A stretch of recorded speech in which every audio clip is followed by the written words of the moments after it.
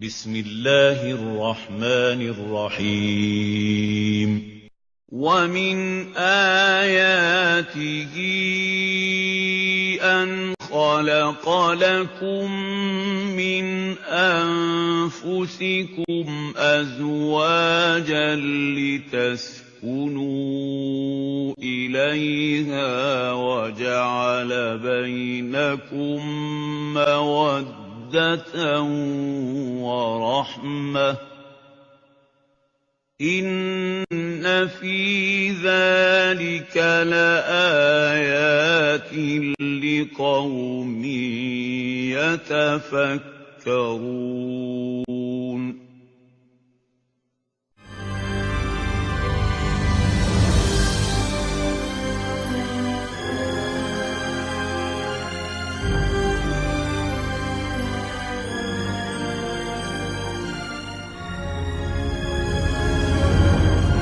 Islam memang membolehkan seorang lelaki mempunyai 4 istri. Tapi jangan salah, keadilan menjaga dan mengasihi istri menjadi harga mati. Jangan mengaku adil kalau sama satu istri saja masih ada permasalahan.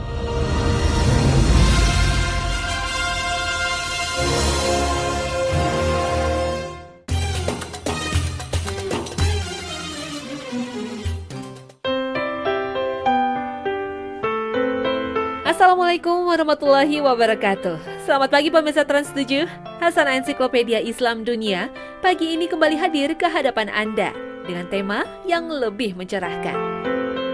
Allah menciptakan manusia berpasang-pasangan. Ada laki-laki, ada perempuan. Dan Allah menjadikan pernikahan sebagai sarana untuk mendapatkan ketentraman dan ridhonya. Namun, kenapa perempuan sering menjadi korban dalam sebuah pernikahan?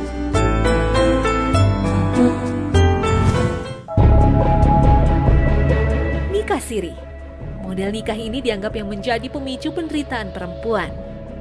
Nikah siri kerap dilakukan oleh pejabat di negeri ini untuk menghindari peraturan pemerintah yang melarang mereka beristri lebih dari satu. Namun apa jadinya jika nikah siri hanya berlangsung selama 4 hari? Siapa lagi kalau bukan Bupati Aceng Fikri? Bupati Garut ini menikahi Fani Oktora, gadis berusia 17 tahun pada Juli tahun 2012 lalu. Kemudian menceraikannya hanya dengan pesan pendek atau SMS. Alasannya, Fani sudah tidak perawan lagi. Kasus ini mengundang reaksi keras dari masyarakat Garut, bahkan menjadi huru-hara politik yang berujung pada pemakjulan dirinya sebagai orang nomor 1 di Kabupaten Garut. Bupati Aceng menjadi ngetop, ramai dibicarakan di mana-mana, hingga Presiden Susilo Bambang Yudhoyono pun ikut bicara. Kasusnya tak hanya menjadi isu nasional, tetapi ramai diulas di berbagai media internasional. Kasus nikah siri Bupati Aceng hanya salah satu contoh. Kasus serupa sesungguhnya banyak terjadi yang membuat perempuan di Indonesia menjadi korban ketidakadilan. Nikah siri meskipun dilakukan secara sembunyi-sembunyi atau secara rahasia, tetap dinilai syah sepanjang memenuhi syarat dan rukun nikah seperti yang diatur dalam hukum Islam. Pernikahan sengaja tidak dicatat di kantor urusan agama karena berbagai alasan. Misalnya, karena pihak keluarga perempuan tidak menyetujuinya. Maka, dua sejoli yang tengah dimabuk cinta pun akhirnya nekat kawin lari. Perkawinan tanpa disetujui wali perempuan tentu saja tidak syah menurut hukum Islam. Rasulullah bersabda, seorang wanita yang menikah tanpa izin walinya, maka pernikahannya adalah batil. Batil. Dan apabila mereka bersengketa, maka pemerintahan adalah wali bagi wanita yang tidak memiliki wali. Para ulama dari mazhab Syafi'i membuat urutan yang berhak menjadi wali nikah, yaitu ayah, kakek, saudara laki-laki, keponakan laki-laki dari saudara laki-laki, paman dan anak paman, atau sepupu laki-laki. Selain adanya wali perempuan yang syah, sebuah pernikahan dinyatakan syah jika ada ijab kabul, mas kawin, wali nikah, dan saksi. Pernikahan siri bisa jadi memenuhi persyaratan sahnya nikah. Meskipun banyak juga terjadi fenomena yang memanfaatkan wali gadungan yang bukan haknya. Sebagian masyarakat tak mencatatkan pernikahannya yang syah di kantor urusan agama karena alasan budaya, ada juga karena alasan ekonomi. tapi sebagian besar karena takut diketahui istri pertama. Dalam Undang-Undang Perkawinan Nomor 1 Tahun 1974, suami yang akan berpoligami harus mengajukan permohonan ke pengadilan dengan mencantumkan berbagai alasan poligami. Misalnya, untuk mendapatkan keturunan atau istri sedang sakit dan tidak dapat disembuhkan, sehingga tidak mampu memenuhi kebutuhan biologi suami. Selain itu, sang suami harus mendapat izin dari pihak istri dan menyatakan kesiapan untuk menjamin keperluan hidup istri-istrinya dan anak-anaknya. Persyaratan berat inilah yang kebanyakan tidak bisa dipenuhi oleh suami. Maka, nikah siri pun akhirnya menjadi jalan pintas. Status pernikahan yang tidak diakui oleh negara sejatinya lebih banyak membawa kerugian karena hak dan kewajiban suami istri tak dilindungi hukum. Jika suami tak menafkahi istrinya, tak bisa digugat. Begitu pula anak dari hasil pernikahan siri tidak bisa mendapat akta kelahiran hingga berbuntut panjang. Misalnya dalam pengurusan KTP, SIM, dan administrasi negara lainnya. Istri siri lebih banyak menjadi korban kekerasan suami. Berbagai sengketa tidak bisa diselesaikan di pengadilan. Misalnya, istri diceraikan tanpa mendapat hak atas harta bersama. Kemudian, anak pun tidak bisa mendapat hak warisnya. Oleh karena itu, pencatatan nikah di lembaga resmi negara harus ditaati oleh kaum muslim, sebagaimana ketaatan kita pada Allah dan Rasul-Nya. يا أيها الذين آمنوا أطيعوا الله وأطيعوا الرسول وأولي الأمر منكم. Pernikahan disebut dalam Al-Quran sebagai perjanjian yang agung atau mitsokan galizo. Sebuah perjanjian akan bertambah agung jika tercatat secara resmi dan mendapat pengakuan negara. Adapun kalimat mitsakon galizo disebutkan dalam Al-Quran pada 3 tempat yang berbeda. Akan tetapi mempunyai makna yang sama, yaitu sebuah perjanjian yang sangat agung. Salah satunya adalah pernikahan. Ini menandakan bahwa pernikahan adalah sesuatu yang sangat agung. Bahkan di luar agama Islam sekalipun, apalagi dalam agama Islam sebagaimana sabda Nabi. Pernikahan itu adalah ibadah. Siapa yang tidak mengikuti sunnahku, maka dia itu bukan termasuk golongan kami. Maraknya nikah siri membuat prihatin banyak kalangan. Karena itulah mencuat wacana untuk menyeret pelaku nikah siri ke ranah pidana. Dukungan untuk mempidanakan pelaku nikah siri sempat dilontarkan oleh para tokoh, seperti Ketua Mahkamah Konstitusi Mahfud MD dan Ketua Mahkamah Agung Harifin Tumpah, dengan tujuan untuk melindungi hak-hak perempuan. Namun beberapa ulama menentang terobosan hukum ini. Pencatatan nikah secara resmi pada lembaga negara bukan termasuk syarat sahnya sebuah pernikahan. Oleh karena itu, jerat pidana bagi pelaku nikah siri bertentangan dengan syariat Islam. Lantas, bagaimana dengan nasib istri-istri yang dinikahi secara siri? Apakah praktek nikah siri akan dibiarkan terus menjamur?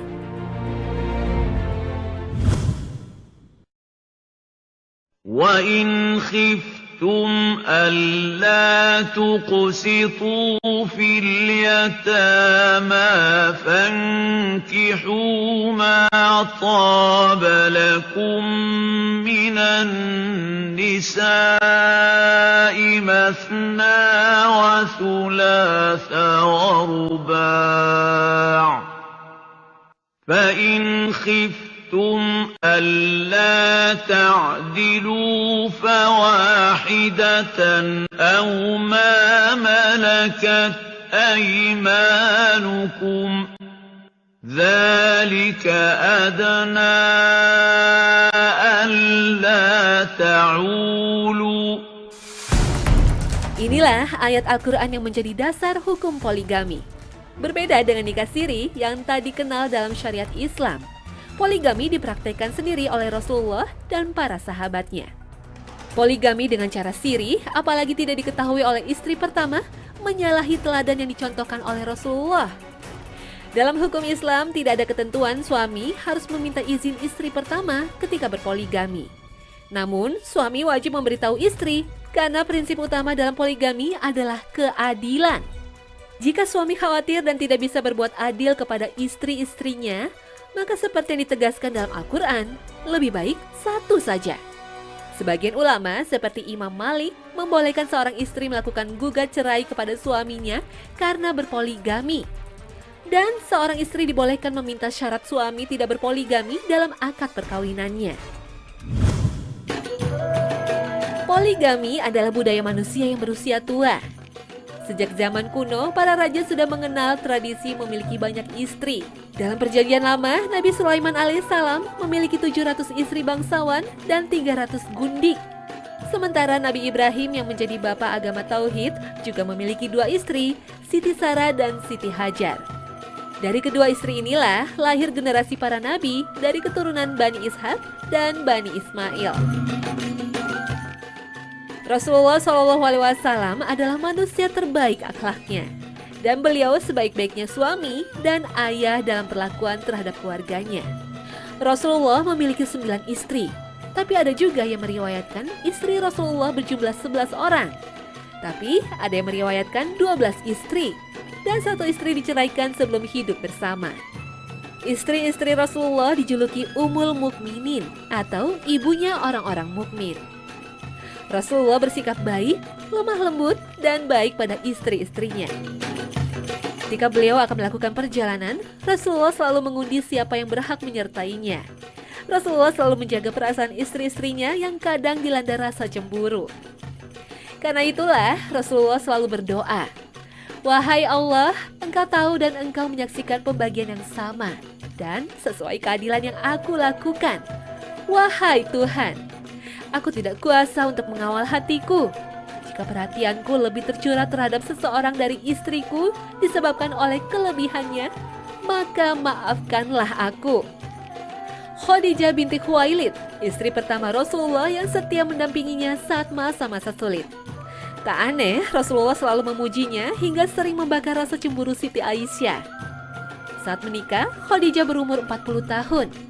Sedangkan Rasulullah saat itu berumur 25 tahun. Namun Ibnu Katsir, seorang sejarawan dan ahli tafsir, berpendapat lain. Khadijah berusia sebaya dengan Rasulullah. Rasulullah berumah tangga dengan Khadijah selama 25 tahun dan dikaruniai 2 putra dan 4 putri. Khadijah wafat saat berusia 50 tahun, 3 tahun sebelum Rasulullah hijrah ke Madinah. Selama menikah dengan Khadijah, Rasulullah tidak menikah dengan perempuan manapun. Setelah ditinggal wafat, Rasulullah baru menikah dengan banyak wanita. Sebagian besar adalah janda yang sudah memasuki usia senja. Mereka ditinggal suaminya mati syahid dalam peperangan. Hanya Siti Aisyah yang dinikahi Rasulullah dalam keadaan gadis. Teladan Rasulullah dalam berumah tangga banyak diceritakan oleh para istrinya. Inilah yang kemudian diterjemahkan oleh sebagian umat Islam, poligami bagian dari sunnah Rasul, meskipun tidak ada satupun teks hadis yang menyatakan poligami merupakan sunnah Rasul. Ibnu Abbas, salah seorang sahabat Rasul, pernah bertanya kepada Said bin Jubair, "Apakah kamu sudah menikah?" Said menjawab, "Belum." Ibnu Abbas kemudian berkata, "Menikahlah, karena orang terbaik umat ini yang paling banyak keturunannya." Dalam sebuah hadis, Rasulullah hanya berpesan, "Nikahilah wanita yang baik dan subur, karena aku berbangga-bangga dengan banyaknya kalian terhadap umat-umat lainnya." Para penganut sunnah poligami memiliki berbagai argumen. Antara lain, wanita mengalami kendala seperti haid dan nifas yang menghalanginya untuk melayani suami, sehingga tugas ini bisa diambil alih oleh istri lain. Allah menjadikan laki-laki lebih sedikit dari perempuan. Apalagi harapan hidup perempuan lebih baik daripada laki-laki. Karena itu, poligami bisa dijadikan solusi untuk mengatasi perzinahan dan sebagai jalan untuk memperbanyak jumlah umat. Dalam sebuah hadis, di antara tanda-tanda kiamat, jumlah wanita lebih banyak dan laki-laki menjadi sedikit. Sehingga seorang laki-laki berbanding dengan 50 wanita. Inilah kemaslahatan yang banyak dikampanyekan para penganut poligami. Namun Rasulullah mengingatkan para pelaku poligami yang tidak adil terhadap istri-istrinya. Kelak pada hari kiamat, ia akan datang dengan salah satu betisnya dalam keadaan pincang.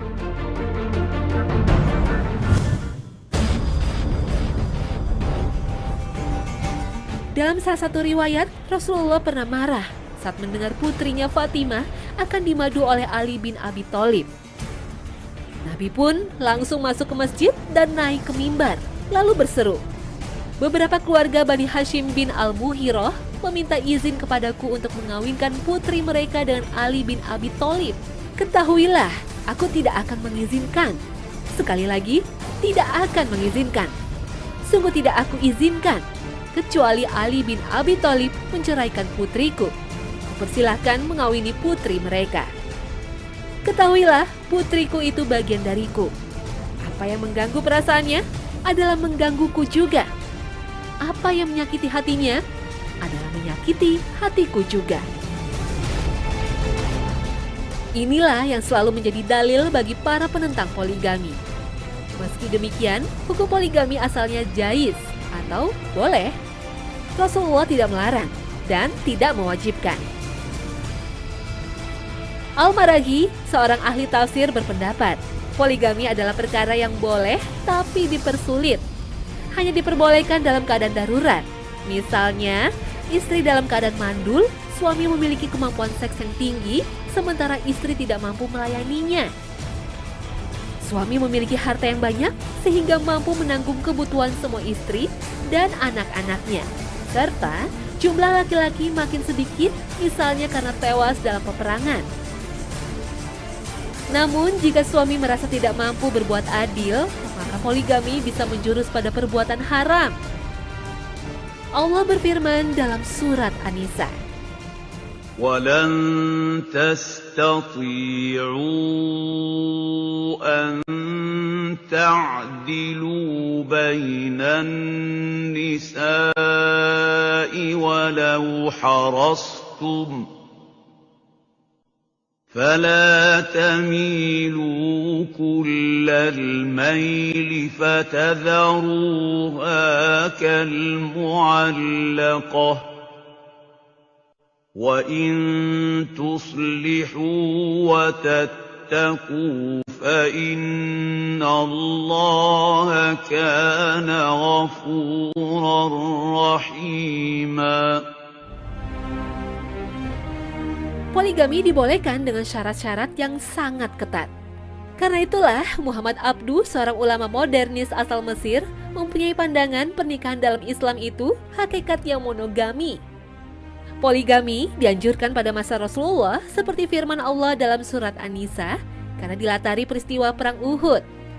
Kala itu banyak pejuang yang gugur menjadi syuhada, sehingga makin banyak janda dan anak yatim. Nah, apakah poligami saat ini sudah membawa misi seperti yang terjadi pada masa Rasulullah? Wallahu a'lam. Poligami dalam ajaran Islam dianggap oleh kalangan barat sebagai bentuk diskriminasi. Poligami dianggap lahir akibat dominasi dan penindasan laki-laki terhadap perempuan. Benarkah demikian? Budaya poliandri, perempuan memiliki banyak suami yang terjadi di Tibet, tak mengindikasikan dominasi perempuan terhadap laki-laki. Begitu pula kondisi perempuan di barat pada abad pertengahan tak berarti lebih baik. Meski budaya barat tak mengenal poligami, diskriminasi terhadap perempuan tetap terjadi. Karena itulah, poligami tak selamanya melahirkan penderitaan bagi kaum Hawa. Lihatlah apa yang dikampanyekan oleh klub poligami yang menamakan diri mereka Global Ikhwan. Klub yang dibentuk di Bandung, Jawa Barat pada tahun 2009 ini merupakan kelanjutan dari komunitas dakwah Al-Hawariyun yang awalnya bernama Darul Arqam. Komunitas yang berasal dari Malaysia ini sudah lama berkembang di Indonesia. Selain membentuk komunitas dakwah yang eksklusif, mereka juga menjalankan usaha bisnis untuk mendanai kehidupan mereka. Jangan heran jika istri pertama akan mencarikan istri kedua bagi suaminya.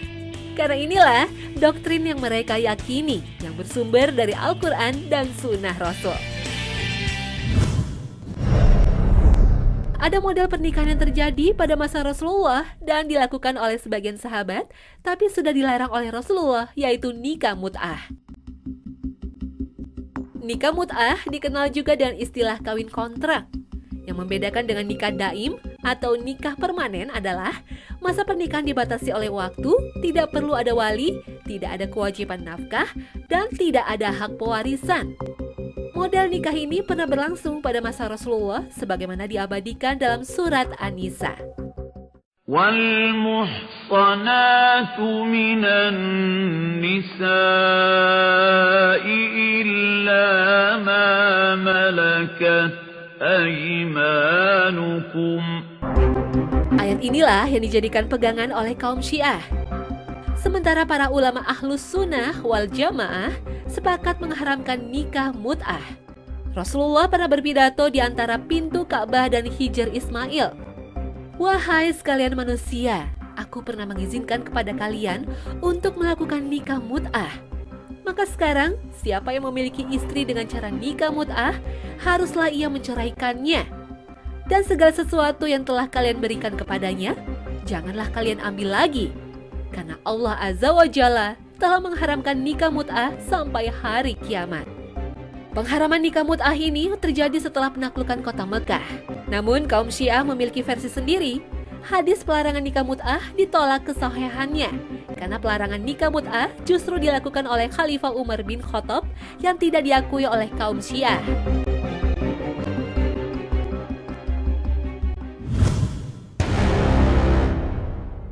Ajaran Syiah yang berpusat di Iran kini berkembang ke berbagai negara dan telah membuat khawatir para ulama Sunni. Para ulama di Tajikistan misalnya, dalam berbagai khotbah selalu memperingati warga muslim untuk menghindari kawin mut'ah yang diajarkan Syiah. Fenomena ini bisa jadi tengah berlangsung di negeri kita. Nikah mut'ah tak ubahnya prostitusi dengan label agama.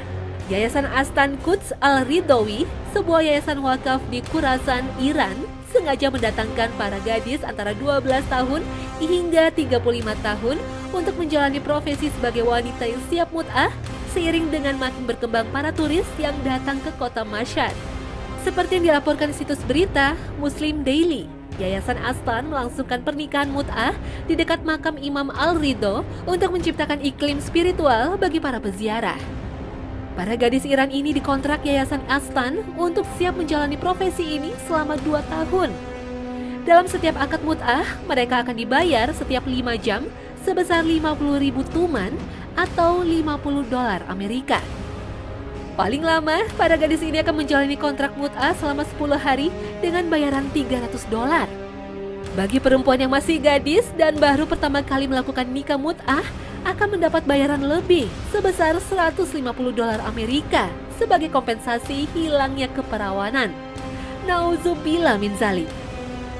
Nikah mut'ah merupakan isu sensitif yang selalu menjadi perdebatan antara kaum Sunni dan Syiah. Perkawinan sesungguhnya memiliki tujuan mulia untuk membangun keluarga sakinah, penuh cinta kasih dan rahmat Allah. Kemudian dari pernikahan itu lahirlah generasi yang beriman dan gemar beramal soleh. Tujuan ini tentu tak mungkin bisa tercapai dengan nikah mut'ah atau nikah yang sengaja dirahasiakan. Nah pemirsa, sungguh jelas teladan Rasulullah bagi kita umatnya. Dan sungguh jelas mana yang hak dan mana yang batil. Akankah kita terus ingkar dengan ketentuan Allah dan Rasulnya? Karena itu jangan lupa untuk terus menyaksikan Hasanah, Ensiklopedia Islam Dunia. Dan insya Allah memberi banyak pencerahan. Terima kasih atas perhatian Anda dan wassalamualaikum warahmatullahi wabarakatuh.